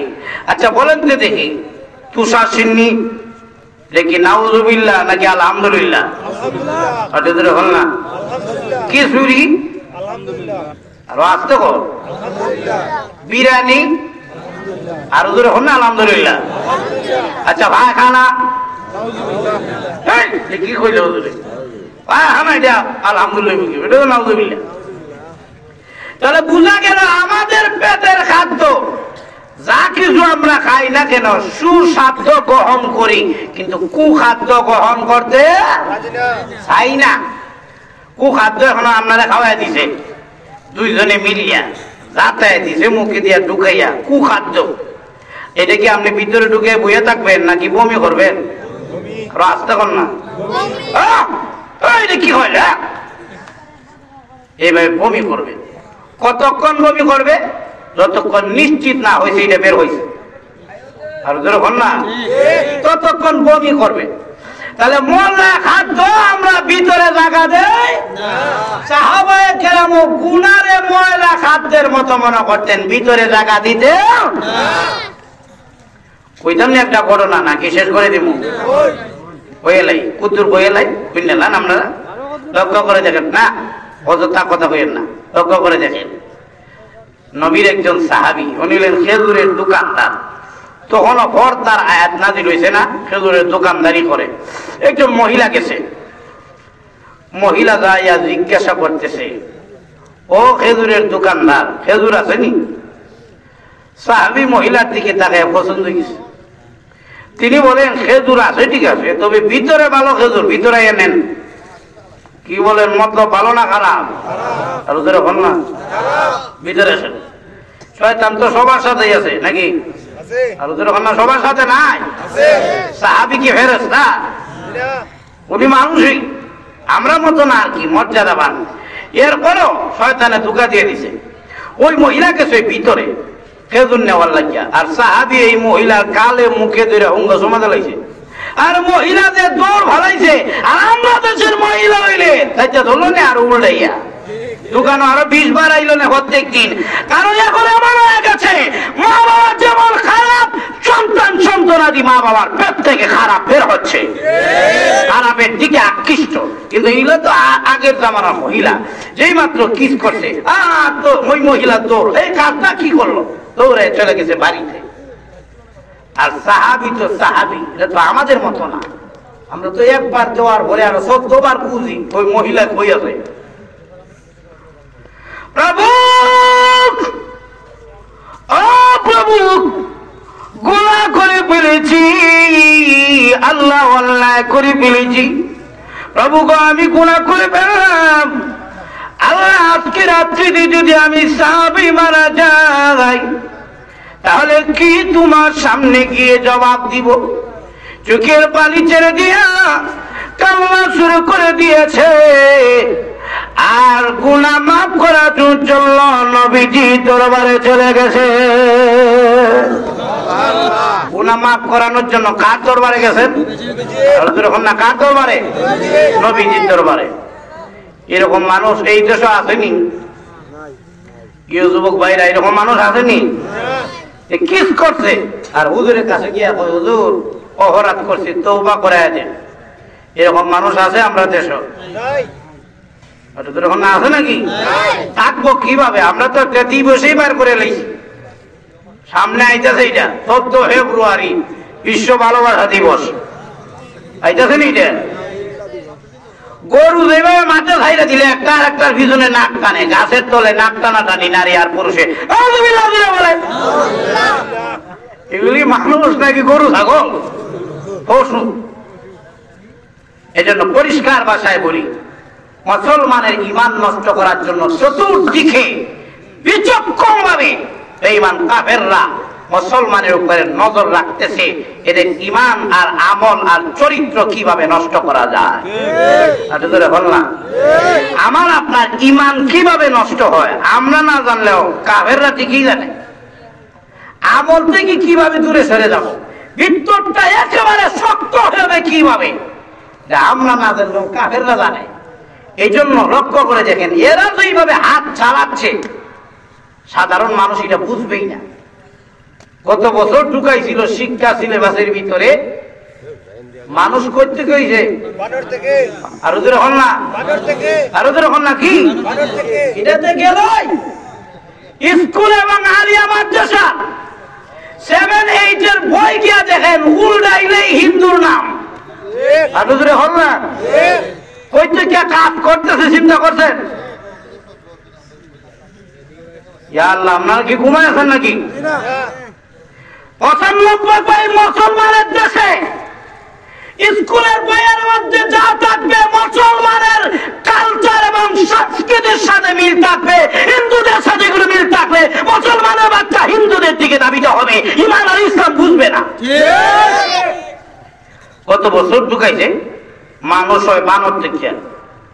এটা আপনার রাজি আছেন? আপনার লেজ আছে, ঘুরাই যাবেন, এটা বড় ভালো লাগবো নাকি? মশা মারবেন খালি ঘুরাই ঘুরাই। মানুষ বানর থেকে হয়, এটা দিচ্ছে সিলেবাসের মধ্যে। এটার পক্ষ নিয়ে কিছু নাস্তিক আবার সংসদে নাস্তিকের দালাল এবং নাস্তিক গুলো চক্ষুর মধ্যে এটা পক্ষ লইয়া লইয়া কথা হয়, ঠিকই আছে, ইতিহাস ঠিকই আছে, বানর থেকে মানুষ হয়েছে। এই জন্য এক বক্তা বলেছেন, ঠান্ডা আর ইয়াসি নিয়ন্ত্রিত জায়গার মধ্যে বসে বসে ইসলামের বিপক্ষে কথা বলো, পারলে সুনামগঞ্জের জমিনে আছো, জুতা খুলে তাদের মাথার মধ্যে ইমান বিধ্বংসী কাজ চলতেছে। যারা কয় মানুষ বানর ঠিক হয়েছে, তাহলে এর 14 গোষ্ঠী পাঠাও, এর জঙ্গল হাঁটা দাও, এসে নিয়ন্ত্রিত জায়গায় রেখো না, জঙ্গলে পশুর সাথে এই সমস্ত নাস্তিক নামক পশুদেরকে বসবাস করতে দেওয়া হয়। এগুলো কাজ চালায়া যাচ্ছে। এই বছর কি জেন্ডার কি জেন্ডার ঢুকেছে মনে মনে, এটা শরীফ থেকে বুঝি শরীফ হইয়া যায়। আল্লাহ সারা জীবন শুনলাম বাপ মা কাম দে, আল্লাহ আমার ছেলে দেও, এখন ছেলে হইয়া কয় আমি মহিলা হয়ে গেছি, তারে তো বিয়া দিবার দরকার। হল না, মনে মনে আবার মহিলা হওয়া যায়, মহিলা আবার মনে মনে পুরুষ হওয়া যায়নি। এই আকীদা শিক্ষা দিচ্ছে, এটা কুফরি আকীদা, এই কালচার ইসলামের সাথে কখনো এটা বৈধ হতে পারে না। এটা ইসলামের মধ্যে নাজায়েজ কাজ। পুরুষ আবার কিভাবে নারী হয়, নারী আবার কিভাবে পুরুষ হয়, হিজরা বুঝলাম, এটা জন্ম থেকে হিজরা।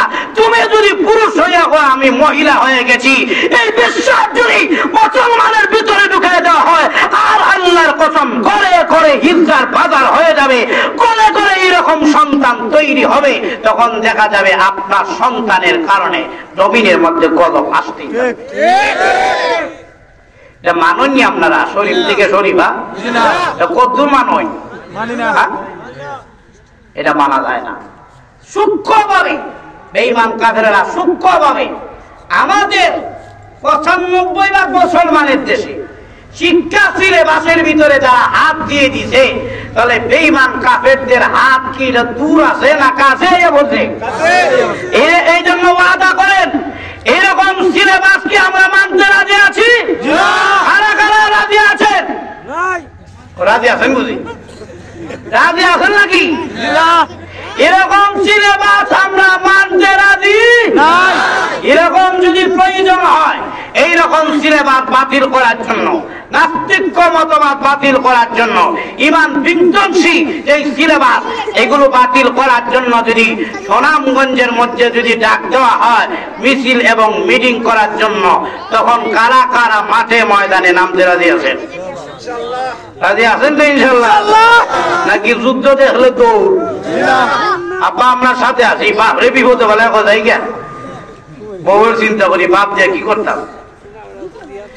এই জন্য পরিষ্কার ভাবে বলতে চাই, এইভাবে যেমন চতুর্দিকে ষড়যন্ত্র চলছে, এর আগে আরেকটা বাইরে ছিল, এগুলো নষ্ট করার আরো অনেক কিছু যদি বলা যায় বলতেই পারবো, অনেক কিছু আছে ঈমান ধ্বংস করার জন্য। তার কি ফাঁস নাই? 20 বছর আগে ভালো নইছে তো? 20 বছর আগে তার কি ফাঁস নাই? এটা ছিল বিশ্ব ভালোবাসা দিবস, এগুলো তো ছিলই না। এগুলাই না কাফেররা আমদানি করছে মুসলমানের সংস্কৃতির সাথে। কাফেরদের সংস্কৃতি কেন মিলবে? আমার ইসলাম কি কোন জায়গার দিকে মুসলমানদের কম দিছে? আমার নবী কি শিক্ষা মুসলমানদের কম দিছেন না বেশি দিছেন? চুল কাটার শিক্ষা কি কাফের কাছ থেকে নিতে হবে? মহিলারা কি কাপড় পরার শিক্ষা কি হিন্দু মহিলার কাছ থেকে নিতে হবে? বলেন দেখি আমার ইসলাম কোন জায়গায় মুসলমানদেরকে কম দিয়েছে? বলো ইসলামের মর্যাদা, ইসলামের সম্মান এত বেশি, প্রত্যেকটা মানুষের অধিকার ইসলাম আদায় করেছে। আর অন্য ধর্মে কি আদায় করছে? মানুষ মারা গেলে হুইরে আবার মারে, হুইরে মানে, এটা কোন অধিকার? এটা কিরকম মর্যাদা? এই জন্য মুসলমানের ঈমান বিধ্বংসীর জন্য বিভিন্ন সব দিকে আসতেছে। এর মধ্যে একটা হলো 14 ফেব্রুয়ারি। 14 ফেব্রুয়ারি বিশ্ব ভালোবাসা দিবস। একদিনের ভালোবাসা, কারা কারা রাজি আছেন? আর তোদের ওখানে রাজি আছেন নি? বউরে খালি একদিনে ভালোবাসবেন আর বাকি দিন বাপের বাড়ি ভাড়ায় দিবেন, ডাক্তারবেন নি বাড়িতে? বউ করবো সালাম জানাই, আসসালামু আলাইকুম, তোমার মতো জামাই দরকার নাই। মাকে যদি বলেন আম্মা আপনার একদিনের লেগে ভালোবাসি, আর না, মা কবে যারুর বাড়ি তোর ভালো, তোর কেল লেগে জন্মাইলাম। মুসলমানের ভালোবাসা কি 14 ফেব্রুয়ারি একদিন, নাকি মুসলমানের ভালোবাসা মৃত্যুর আগ পর্যন্ত সব সময়? আরো জোরে হল্লা। এই জন্য 14 ফেব্রুয়ারি যারা পালন করে তারা বলেছে এটা বিশ্ব ভালোবাসা দিবস। আমি বলবো এটা বিশ্ব ভালোবাসা দিবস নয়, এটা হলো বিশ্ব বেহায়া এবং বদমাশি দিবস। এর সাথে মুসলমানের কোন সম্পর্ক হতে পারে না, পারে। এজন্য ভাই, এত 14 ফেব্রুয়ারি পালন করে, কিন্তু কোন মানুষ এমন নাই 14 ফেব্রুয়ারি পালন করছি গাছের নিচে তওবা করে দেন, হুজুর ভাইছেন নি এরকম লোক, হুজুর মাফ করে দেন, তওবা করি, এরকম মানুষ নাই। কিন্তু সাহাবী সামান্য গুনাহ করছেন, নবীজির দরবারে চলে গেছেন, রাসূলকে বলতেছেন হুজুর ঝাড়ু দিয়ে বাড়ি দেন, জুতা দিয়ে বাড়ি দেন, আমারে লাঠি দিয়ে বাড়ি দেন, এরপরও তওবা করায় দেন, আমি গুনাহ নিয়ে কবরে যেতে চাই না। আল্লাহু আকবার করে বললাম। রাসূল বললেন বসো, বসাইলেন। জোহরের নামাজ পড়ে আবার আইছেন, হুজুর গুনাহ মাফ করায় দেন। রাসূল বললেন বসো। এইভাবে 1 ওয়াক্ত আর 2 ওয়াক্ত না, 5 ওয়াক্ত বয়া রাখলেন। কয় ওয়াক্ত? আচ্ছা, কোন মানুষ যদি যায় হুজুরের কাছে, হুজুর মাফ করায় দেন, আর হুজুরে যদি 5 ওয়াক্ত বয়া রাখে, এ উঠে কইব আমি ভাবছিলাম এটা ভালা, মূল্য থেকে এটা আমার থেকে আর বড় হারাম। 5 ওয়াক্ত বয়া রাখলো কেমনে? 5 ওয়াক্ত নামাজ পড়া হয় আল্লাহর নবী তো সাহাবী হাজির হয়ে বলেন ইয়া রাসূলুল্লাহ, ইয়া হাবিবাল্লাহ, আল্লাহর নবী গো গুনাহ কি মাফ করা দিবেন না গো আল্লাহর নবী? ও নবীজি, গুনাহ নিয়ে আমি কবরে যেতে চাই না। ও আল্লাহর নবী, আমার গুনাহ রে মাফ করা দেন, আমারে তওবা করান। রাসূলুল্লাহ এত অস্থির তুমি কেন আছো? নবীর পিছনে তুমি 5 ওয়াক্ত নামাজ পড়েছো, তুমি কি কোরআনের আয়াত জানো না? ইন্নাল হাসানাত ইউযহিবুনাস সাইয়্যাত, ভালো আমল করলে খারাপ আমলের গুনাহ আল্লাহ ভালো আমল দিয়ে পরিবর্তন করে দেন। তুমি আমি নবীর পিছনে 5 ওয়াক্ত নামাজ পড়ার কারণে তোমার পিছনে জিন্দেগির গুনাহ মহান আল্লাহ মাফ করে দিয়েছে। তাহলে সাহাবায়ে কেরাম কি গুনাহ গ্রহণ করছেন? আর জোরে বলুন না, গুনাহ গ্রহণ করছেন? গুনাহ গ্রহণ করে নাই। আর সাহাবী এক মহিলাকে দেখে বলেছেন, ইচ্ছা করে ওই মহিলাকে দেখেন নাই, অনিচ্ছাকৃতভাবে এক মহিলাকে দেখেছেন গোসল করতেছে। সাহাবী কিন্তু ইচ্ছা করে দেখেন নাই, অনিচ্ছাকৃতভাবে দেখেছেন। চোখ ফিরাইয়া কাঁদতে কাঁদতে পাহাড়ের দিকে চলে গেছেন। আল্লাহ আমি গুনাহগার, তোমার নাম গফফার, প্রভু গুনাহ করেছি, এক মহিলাকে দেখে ফেলেছি, আল্লাহ আমার গুনাহরে তুমি মাফ করে দাও। চোখের পানি ছেড়ে দিয়ে পাহাড়ের দিকে রওনা হয়ে গেছেন আর বলতেছেন আল্লাহ আমি গুনাহগার, তোমার নাম গফফার। চোখের পানি ছেড়ে দিয়ে কাঁদতে কাঁদতে পাহাড়ে চলে গেছেন, আর বাড়িতে আসে না। এইভাবে কাঁদতে কাঁদতে বেহুশ হয়ে যান, আবার হুশ ফিরে আসে, আবার কান্দে নিজের গুনার জন্য। এইভাবে যখন কান্না শুরু করে দিয়েছে, নবীজির কাছে আল্লাহ জিবরাইল পাঠাইলেন আর নবীজিকে জানা দিলেন, নবী গো আপনার সাহাবীকে জানা দেন আর আপনার সাহাবীরে নিয়ে আসেন। এমনি সাহাবীকে নিয়ে আসলেন। 2 জন সাহাবী গেলেন ওই সাহাবীকে আনার জন্য। আসলেন সাহাবী, রাসূল ফজরের নামাজ পড়তেছেন।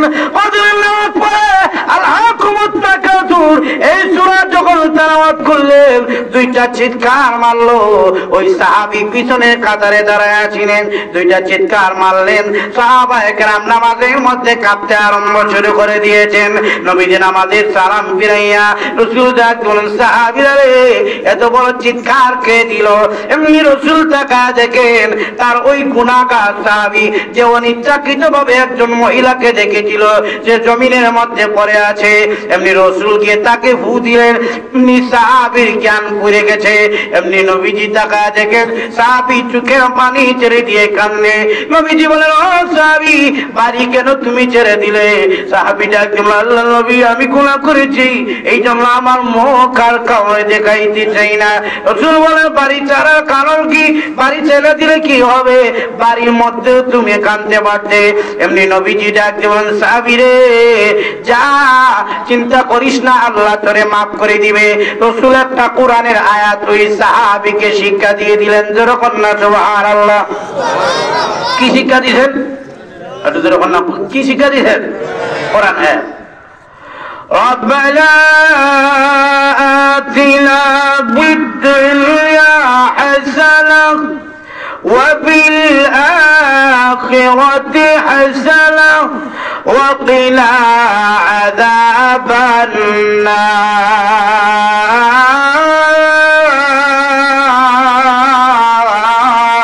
النار।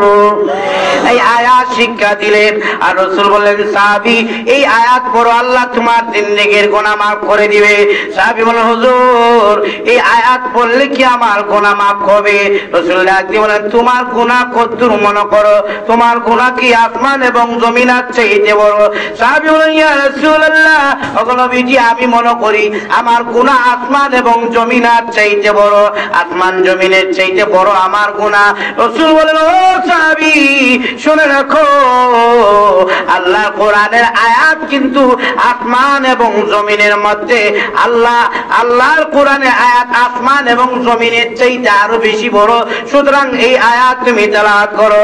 সাহাবী এই আয়াত তেলাওয়াত করেন, আর বাড়িতে চলে গেছেন, বেশি বেশি করে এই আয়াত পড়েন। কিছুদিনের মধ্যেই ওই সাহাবী অসুস্থ হয়ে গেছেন, আর উঠতে পারেন না। নবীজি সংবাদ পেয়ে গেলেন, ওই সাহাবীর খুঁজে চলে গেলেন, সাহাবীর খুঁজে চলে গেছেন। নবীজিও শুনতে পেলেন সাহাবী অসুস্থ হয়ে গেছে। নবীজি গেলেন অসুস্থ সাহাবীকে দেখার জন্য। নবীজি তাকায় দেখেন সাহাবী বিছানা থেকে উঠতে পারে না। নবীজিকে তার মাথাটা নবীজির উরু মুবারকে রেখে দিলেন। এতেই বোঝা যায় ওই সাহাবীর বালিশ হয়ে গেছে নবীজির মাথা মোবারক। ওই সাহাবীর বালিশ হয়ে গেছে, নবীজির উরু মুবারক হয়ে গেছে। যেহেতু নবীজির উরু মুবারকে তার মাথা রাখা হয়েছে, বিশ্ব নবীর উরু মুবারকের মর্যাদা, বিশ্ব নবীর উরু মুবারকের মর্যাদা আল্লাহর আরশের চাইতে দামি। কিন্তু সাহাবীর মাথা যখন নবীজির উরু মুবারকে রাখে, সাহাবী মাথাটা ফেলে দেয়। রাসূল মনে মনে ভাবলেন, মনে হয় শক্তি নাই, এই জন্য মাথাটা পড়ে যায়। এইভাবে রাসূল আবার টান দিয়ে নবীজির উরু মুবারকের মধ্যে তার মাথা রাখেন, আবার সাহাবী ফেলে দেন। একবার, দুইবার, তিনবার যখন ফেলে দেন, নবীজি ভাবলেন, আরে এটা তো নিজে নিজে পড়ে না, এ নিজে না ফালায়া দে, দুর্বল হয়ে গেছে মাথা, এই জন্য পড়ে না, ইচ্ছাকৃত ভাবে নিজেই ফালায়া দিচ্ছে। রাসূলুল্লাহ, আমার উরু মুবারকে তোর মাথা কেন তুমি ফালায়া দাও রে? সাহাবী ডাকে বলে, ইয়া রাসূলুল্লাহ, আল্লাহর নবী গো, কেন ফালায়া দেই জানেননি? এই মাথা গুনায় আবদ্ধ, এই বুক আমার গুনায় আবদ্ধ। বিশ্ব নবীর উরু মুবারক এত দামি, গুনাহ আবদ্ধ মাথা বিশ্ব নবীর উরু মুবারকে রাখার কোনো সাহস করতে পারি না, এই জন্য আমি ফালায়া দেই। আল্লাহ কোরআনের আয়াত যখন নাযিল করে জানা দিলেন, নবী গো, আপনার সাহাবীকে জানা দিন, আল্লাহর ওই কোরআন তেলাওয়াতের কারণে, কোরআনের আয়াতের বরকতে মহান আল্লাহ মৃত্যুর আগেও আপনার ওই সাহাবীর আল্লাহ মাফ করে দিয়েছে। তাহলে সাহাবায়ে কেরাম গুনাহ গ্রহণ করছেন, গুনাহ গ্রহণ করছেন কেন? সাহাবায়ে কেরামের ভিতরে ছিল কার ভয়? কার ভয়? আমাদের ভিতরেও যদি আল্লাহর ভয় ঢুকাইতে পারি, তাহলে আমাদের প্রতি খুশি হয়ে যাবেন কে? কে খুশি হয়ে যাবেন? এখন কেউ উড়াউড়ি করবেন না। ওই যে সামনে আছে এই ঘরটা, এটা কার ঘর? আর যখন না কার ঘর? আল্লাহর ঘর। আল্লাহর ঘরের মধ্যে যদি সহযোগিতা করেন, লাভ না ক্ষতি? আর যখন না, আরো আসতে কর, আপনারা যে আওয়াজ, এই আওয়াজে ওয়াজ নষ্ট করে। আল্লাহ